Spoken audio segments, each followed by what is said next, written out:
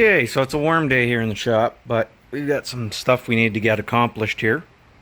So what I have here is the 87 Chevrolet light truck unit repair manual.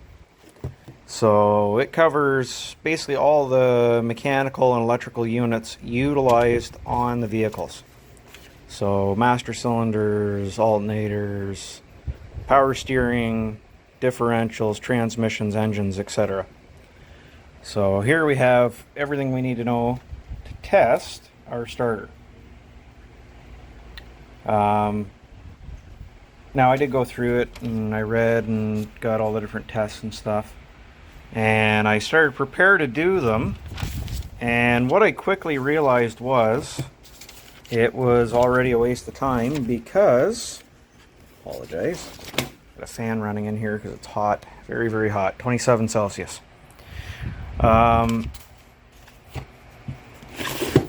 This starter here has a few issues already that I can see. Obviously it's heavily corroded, but what I noticed was when I picked it up, first thing, it's full of crap, right? Full of corrosion. And then the other thing is, if you look in here, you'll see the retaining clip's actually damaged on it. Plus, I don't really want to run that starter pinion against my brand new flywheel. And then the other thing was, I did rotate it over a few times. I just put a battery on it, and it's really crunchy. So I would assume that the armature is probably all corroded inside too if we take it apart. So I've already ordered a brand new starter, a Delco starter for it. But I think what we are going to do is we are going to go ahead and take apart, and I'll show you why I already know that the starter's not in good shape.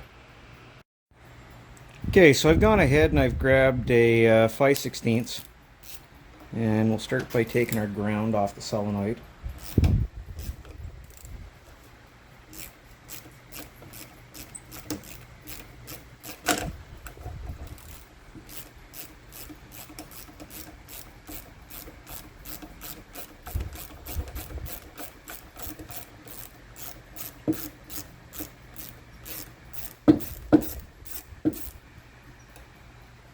And then we'll take the two bolts that should be down here that actually hold the body on.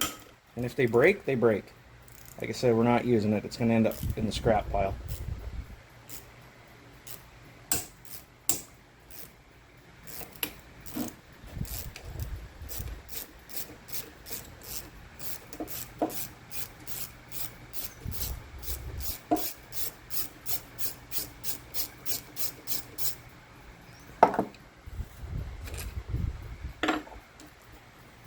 See, I already sprayed it with a bit of penetrating fluid because it's pretty rough.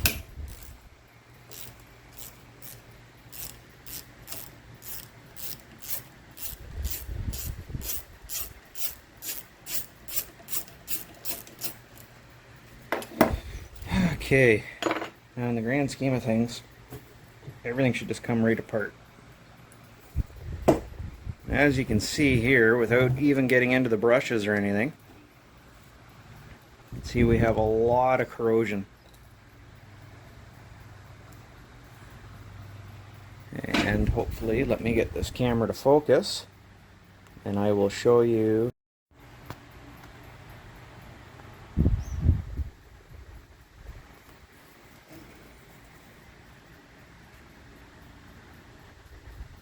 Hopefully you can see how much wear there is on the end of the armature here, where our brushes ride.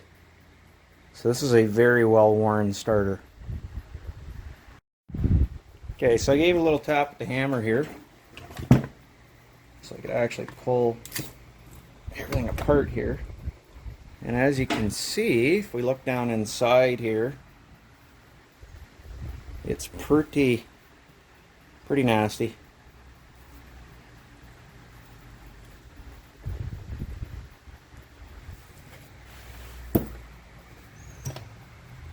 And pull everything out of the solenoid here. you can see here, this is what I was talking about. There's a fair bit of wear.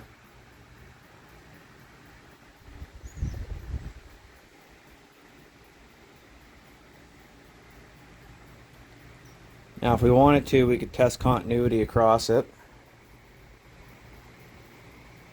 But like I said, a couple times we tried to crank that truck over, it sounded terrible, the starter. It was slow to crank and it was really, really crunchy. And that's not really what you want. You can see everything is full of corrosion. Everything. So, that's why we're putting a new starter on it. Okay, so at this point I've gone ahead and drilled and tapped this hole out where we had our broken bolt. It's an awkward position here, so it was really hard to film. And I really didn't like the footage, so we'll just go without it. I've also ran the tap through the other 3 bolt holes. So we can take and put our little flywheel cover back in here now. Like that. So I will go ahead and put the bolts in that, and we'll tighten it up, and that's one less thing to do under here. Okay, so here is kind of what I've been working on today. These are the support rods that run between the bell housing and the engine. Now these had a stud on the end of them to go through the Isuzu transmission. So that wasn't going to work on my T5. So what I did was I made up a couple of these eyelets. You can see I just tacked it for now. And they just kind of mimic the other end here. And I'll go ahead and I'll weld these and clean them all up, paint them, and that'll be those ready to go back on.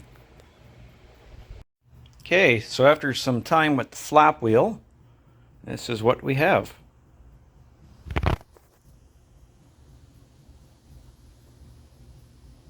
After a coat of primer, I think they will look just okay.